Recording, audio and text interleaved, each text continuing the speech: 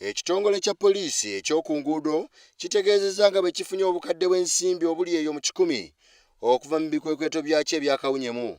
Poliisi ezze ekola ebikweweeto mu ekwatira abantu abavuga ebidduka mu kibuga Kampala n'emiriraano nga batamidde, era nga mu ngabo eri enkola yaayo omugoba w'ekidduka atanzibwa ensimbi ezitakka wansi wa $50.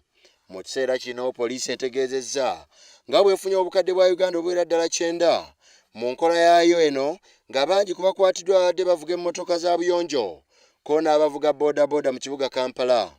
Okusinziira ku muduumizi wa poliisi y'oku nguudo mu masekkati g'ekibuga Kampala, Norman Musinga, poliisi ekuŋŋaanya obukadde obuwera ddala 3 buli ssabbiiti mu nkola yaayo eno eya Kawunyemu.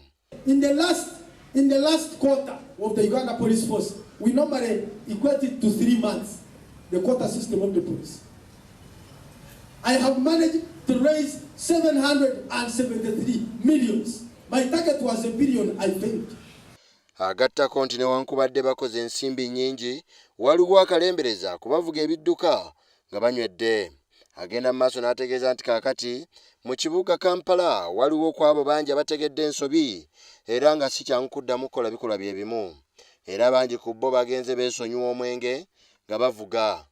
Era agasseeko nti abavuzi ba bodaboda nabo bangi kaakano bakyusizza enkola eno nga kino kivudde ku kusomesebwa kuzze ku basomesebwa. Wabula era alabudde nti kaakati ebikweweeto bingi bigenda kuddamu okukolebwa n'obudde obw'emisana mu kibuga Kampala.